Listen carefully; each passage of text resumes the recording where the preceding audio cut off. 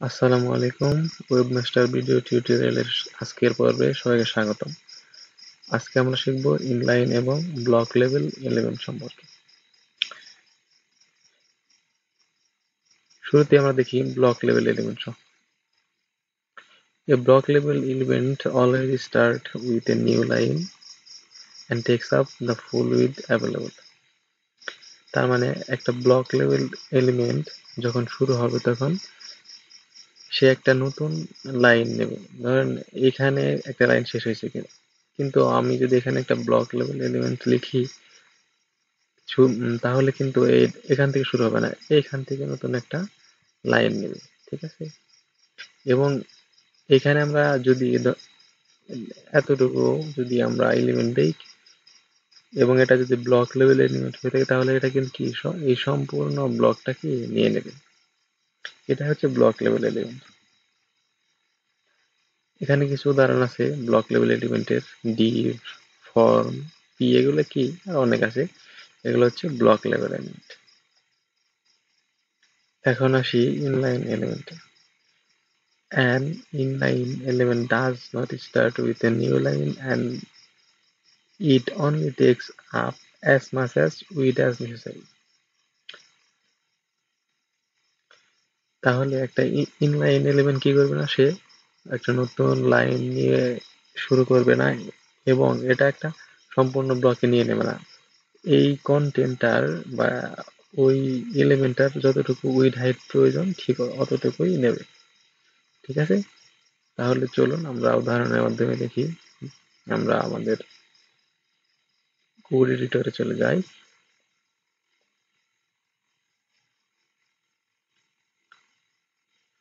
এটা আমরা notepad plus plus দিয়ে ওপেন করি।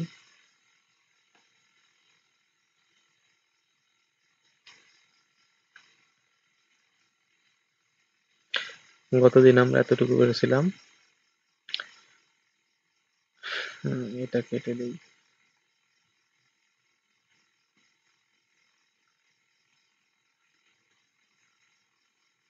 এটা কাজ করতে সুবিধা হয়।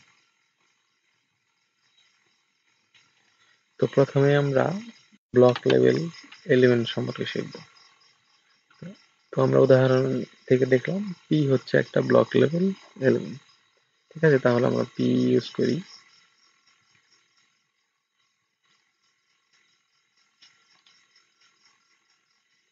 এখানে ধরলাম মাই টেক্সট।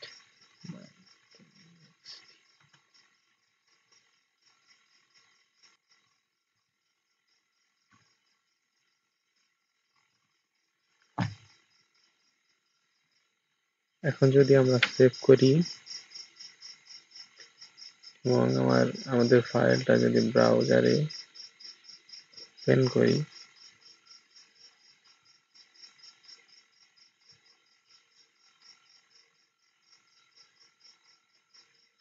হ্যাঁ দেখুন আমাদের টেক্সটটা চলে এসেছে মাই টেক্সট। এখন আপনি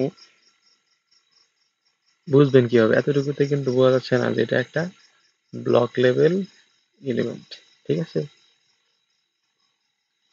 তাহলে এটা বোঝানোর জন্য আমরা যদি ব্যাকগ্রাউন্ড দিয়ে দেই তাহলে যদি এটা সম্পূর্ণটা নিয়ে থাকে তাহলে কি এই সম্পূর্ণটা এটা ব্যাকগ্রাউন্ডটা পেয়ে যাবে। ঠিক আছে, তাহলে আমরা আমাদের কোড এডিটরে চলে যাই। তো ব্যাকগ্রাউন্ড দেওয়ার জন্য আমরা কি শুরুতে শিখেছি, এখানে কি নিতে হবে, স্টাইল ট্যাগ নিতে হবে, অ্যাট্রিবিউট নিতে হবে, সমান চিহ্ন দিতে হবে। এখানে আমরা ব্যাকগ্রাউন্ড ইউজ করবো। এটা হচ্ছে সিএসএস প্রপার্টি। আস্তে আস্তে আমরা সবই শিখবো ইনশাল্লাহ। কালারটা রেড দিয়ে দিই, সেভ করি। এখন এখানে থেকে রিফ্রেশ করি। এই যে দেখুন, এটা কি সম্পূর্ণটা একটা ব্লক হিসেবে নিয়ে নিয়েছে। এখানে যতটুকু উইড হাইট আছে সম্পূর্ণটা কি একটা ব্লক হিসেবে নিয়ে নিয়েছে। এটা হচ্ছে ব্লক লেভেল এলিমেন্ট। তো এখন আমরা দেখব ইনলাইন এলিমেন্ট সম্পর্কে।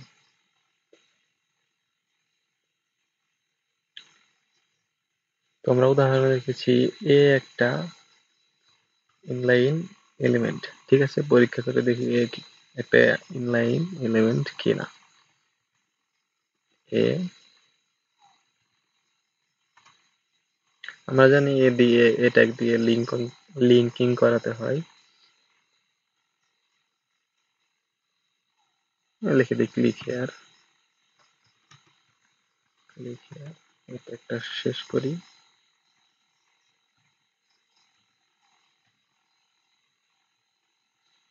এখানে এই স্রেফ দিয়ে একটা লিঙ্ক দিয়ে দিতে হবে।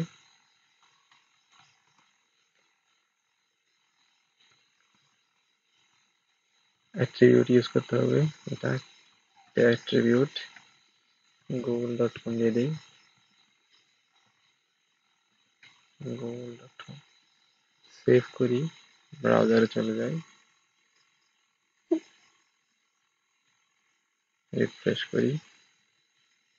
এই যে দেখেন আমাদের এই ট্যাগটা চলে এসেছে এখানে। দেখুন এই ট্যাগটা যে একটা ইনলাইন এলিমেন্ট এটা কিন্তু ক্লিয়ার ভাবে বোঝা যাচ্ছে, কারণ দেখুন এখানে এই ট্যাগটা নিয়েছে, তারপরে একটা কি ইমেজটা নিয়েছে। তার মানে এই ট্যাগও একটা ইনলাইন এলিমেন্ট এবং এই ইমেজ ট্যাগও কি একটা ইনলাইন এলিমেন্ট। তারপর আমরা আরেকবার ব্যাকগ্রাউন্ড দিয়ে দেখি। এখন তো ব্যাকগ্রাউন্ড একদম সহজ হবে আপনার কাছে। ঠিক এখানে কি স্টাইল অ্যাট্রিবিউট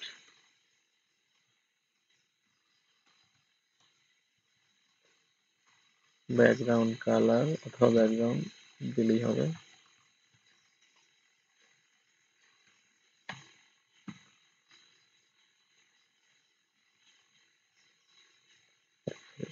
এই দেখুন ব্যাকগ্রাউন্ড চলে এসেছে।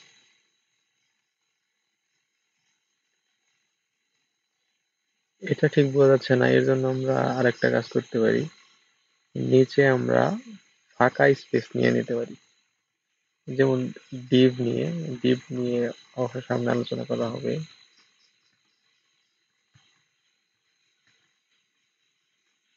ডিভটা শেষ করি। ডিভ হচ্ছে মূলত একটা কন্টেইনার মতো, যেমন এরকম একটা পেজে অনেকগুলা H1 থাকবে, P থাকবে। আমরা যদি একটাকে ডিভ এগুলোকে এক একটা ডিভের ভিতরে বা এক একটা কন্টেইনারের ভিতরে ঢুকিয়ে দেই, তাহলে কি হবে? আমরা যে H1 কে আমরা কল করতে যাচ্ছি বা এই H1 কে আমরা নির্দিষ্ট জায়গায় রাখতে যাচ্ছি, সেটা রাখতে আমাদের সুবিধা হবে, নির্দিষ্ট কালার দেওয়া যাবে। ঠিক আছে, এই জন্য আসলে ডিভ ব্যবহার করা হয়। তো এখানে আমরা হাইট দিয়ে দিতে পারি, অথবা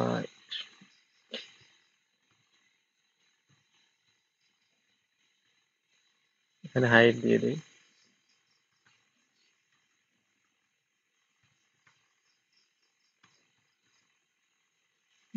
250 পিক্সেল দিয়ে দিলাম। এটা শুধু এই কারণে যাতে আমরা কি আমাদের নিচে একটু জায়গা পাই, যাতে স্ক্রল করতে পারি। দেখুন এখানে কিন্তু ডিপটা চলে এসেছে, যার ফলে কি আমরা নিচে একটু স্ক্রলিং করার জায়গা পেলাম, আমরা আমাদের এই কাঙ্ক্ষিত এই ট্যাগটাকে দেখতে পারতেছি। ঠিক আছে, তাহলে আমরা আমার মনে হয় মোটামুটি ইনলাইন এবং ব্লক লেভেল এলিমেন্ট সম্পর্কে বুঝতে পেরেছি। আমার কথার মধ্যে একটু জড়তা আছে, আশা করি ক্ষমা সুন্দর দৃষ্টিতে দেখবেন। যাই হোক, তো আপনারা কি করবেন? আপনারা কি শুধু এই দুইটা উদাহরণ নিয়ে বসে থাকবেন? আসলে বিষয়টা তা না। আমি আপনাদেরকে একটা লাইন দেখিয়ে দিলাম, আপনারা কি করবেন? যতগুলো উদাহরণ আছে আপনারা নেটে সার্চ করবেন। W3 স্কুল সম্পর্কে আপনারা অবশ্যই জানেন, যেহেতু আপনারা HTML বা ওয়েব ডিজাইন বা ডেভেলপিং শিখতে যাচ্ছেন। তো আপনারা ওখানে যাবেন, ওখানে দেখবেন অনেকগুলো লিস্ট আছে, প্রত্যেকটা নিয়ে এক একটা নিয়ে কি করবেন, এইভাবে টেস্ট করবেন যে আসলে এটা ব্লক লেভেল এলিমেন্ট, এটা কিরকম আচরণ করে, এটা ইনলাইন, এটা ওই পেজে সাধারণত কি ধরনের আচরণ করে, তাহলে কি আপনাদের শেখা হবে। আপনারা যত বেশি প্র্যাকটিস করবেন তত বেশি দক্ষ হবেন। একটা প্রবাদও আছে, আপনারা অবশ্যই জানেন। ঠিক আছে, ভালো থাকবেন এবং কোথাও কোনো প্রবলেম হলে কমেন্ট করবেন, মেইল করবেন। যদি তারপরে সমাধান না হয় অবশ্যই আমাকে জানাবেন। আমি সরাসরি স্ক্রিন শেয়ারের মাধ্যমে আপনাকে হেল্প করার চেষ্টা করব। আর অবশ্যই সাবস্ক্রাইব করবেন যাতে করে পরবর্তী ভিডিও তৈরির জন্য অনুপ্রেরণা পায়। ধন্যবাদ, ভালো থাকবেন।